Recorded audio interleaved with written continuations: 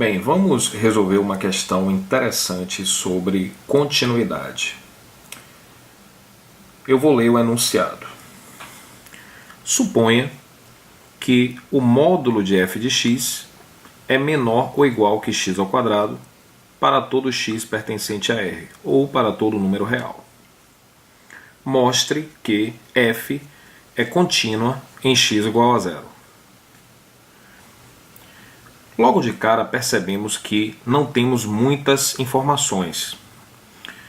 É mais simples quando você pretende mostrar a continuidade de uma função se você tem a expressão que define a função. Mas nós não sabemos qual é a lei que define a função f. A função f nós não sabemos qual é. Não foi dada a lei de definição.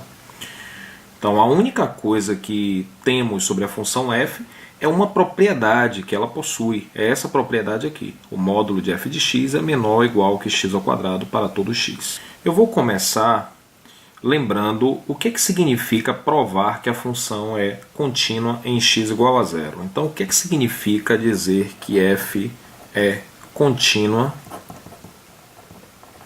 em x igual a zero? O que isso significa? Significa dizer que o limite dessa função, quando x tende a zero, é igual a f de zero.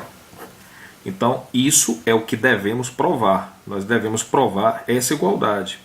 Uma estratégia que eu imagino é calcular separadamente essas duas coisas,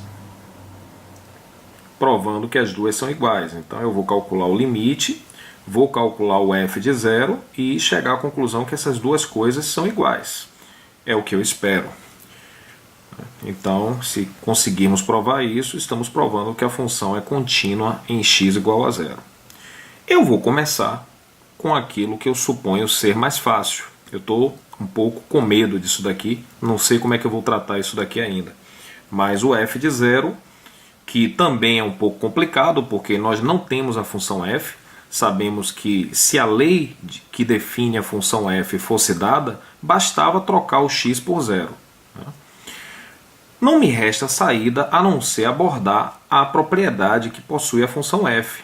O que me vem à mente nesse momento é explorar essa condição, essa propriedade, trocando x por zero, já que ela vale para todo x. Então vamos fazer isso. Vamos calcular o módulo de f de zero.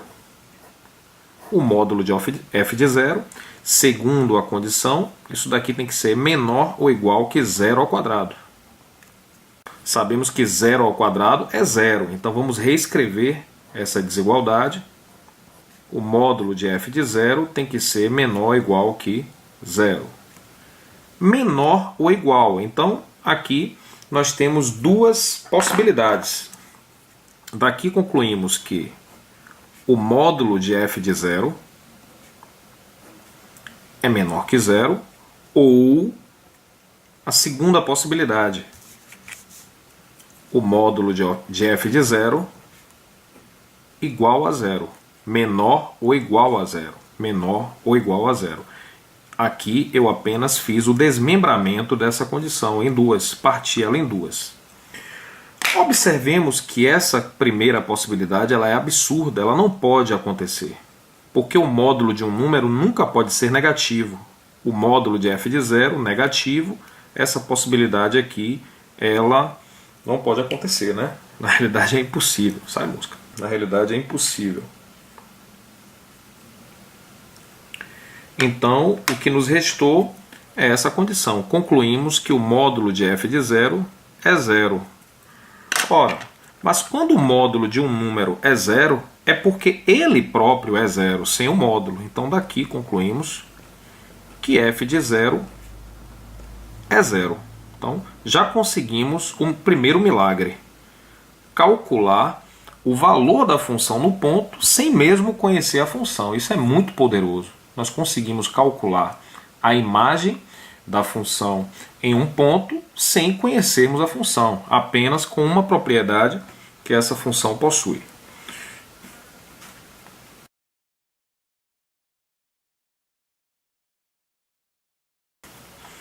Eu imagino que a segunda parte seja um pouco mais complicada, ou seja, a parte de calcular o limite. nós temos que concluir que esse limite também é zero, né? Para que a função seja contínua.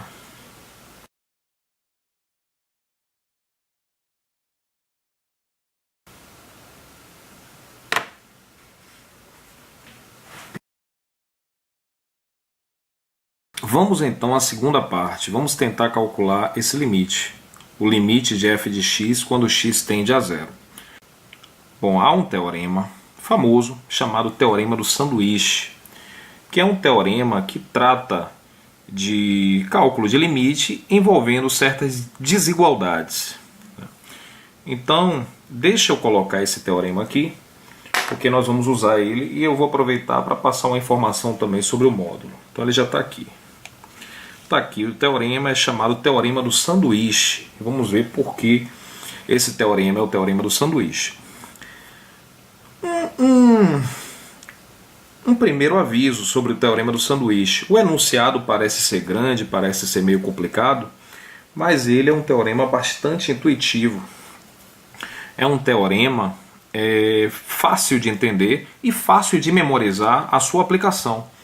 Mesmo que você não domine todas, ou melhor, não memorize todas as hipóteses do teorema, né? Então vamos lá ver do que trata esse teorema. Esse teorema trata de três funções. Você tem uma função g aqui embaixo, uma função g. Observe que o limite dessa função g, quando x tende para a, então observando pelo gráfico, que o limite da função g quando x tende para a é um certo L que eu coloquei aqui.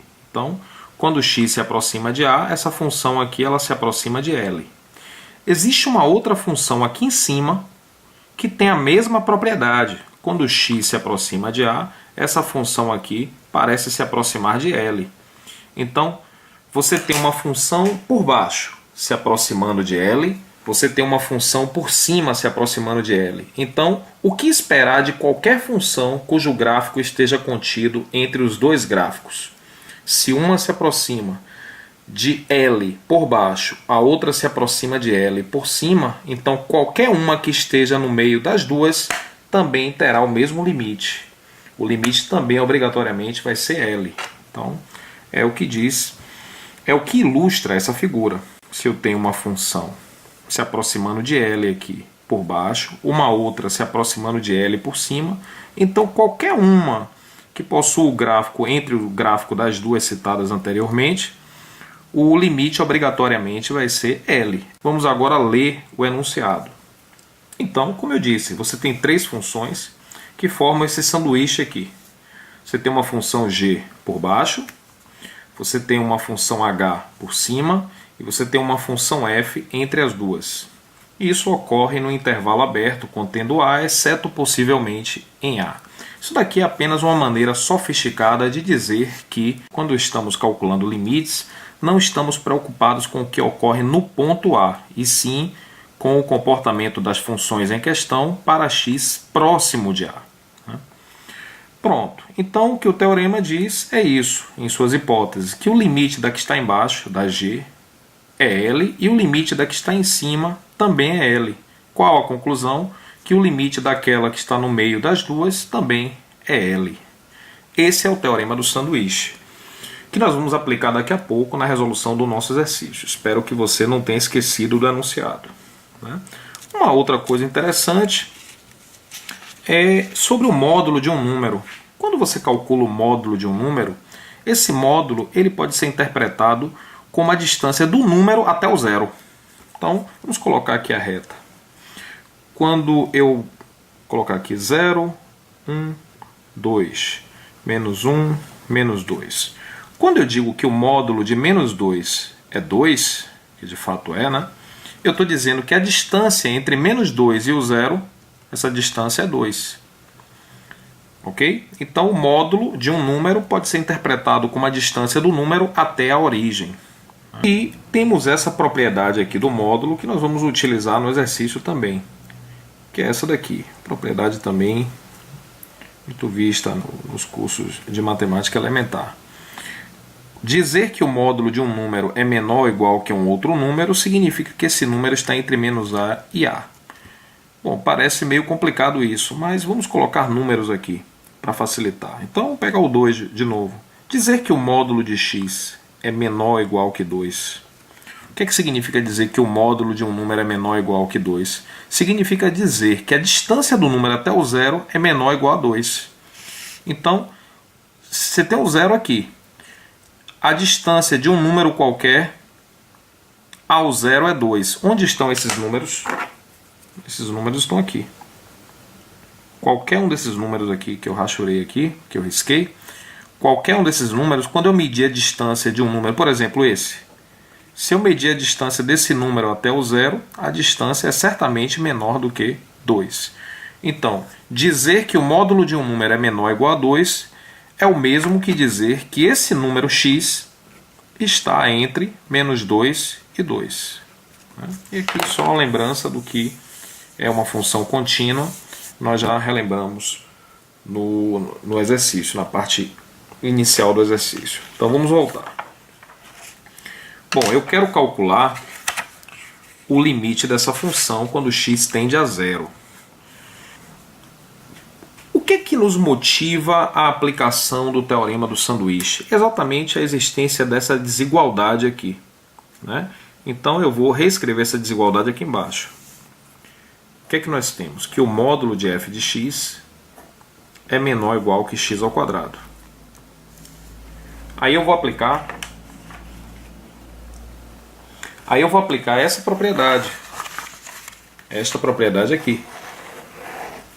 Quando o módulo de um número é menor ou igual que o outro, é porque aquele número está entre o oposto do segundo número e o segundo número.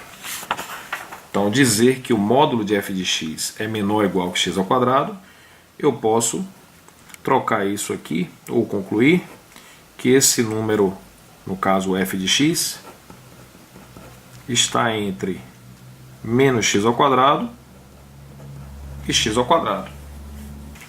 Essas coisas são equivalentes. É aquela propriedade do módulo. E aqui nós temos o sanduíche. Então, se eu conseguir provar que esse limite aqui é zero e o limite dessa função aqui também é zero, pelo teorema do sanduíche, vamos concluir que esse limite daqui também é zero. E aí provaremos a afirmação.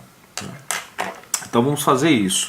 Qual é o limite dessa cota superior, vamos dizer assim, x ao quadrado quando x tende a zero? Esse limite aqui ele pode ser calculado substituindo o ponto.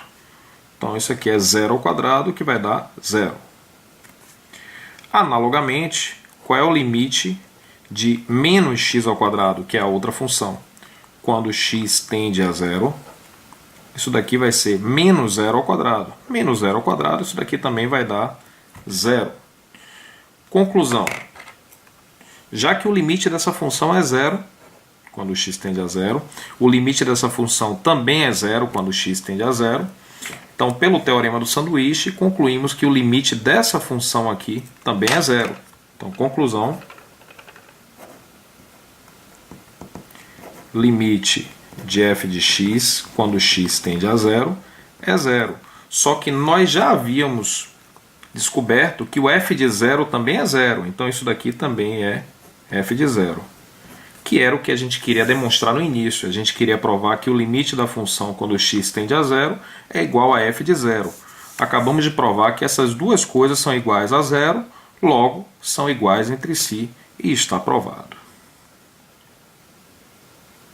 Bom, tá aí um exercício surpreendente, um exercício até mesmo sofisticado, porém de resolução simples quando se conhece a teoria. Essa teoria é, em geral, pouco explorada em exercícios, mas é bom ficar atento porque pode aparecer.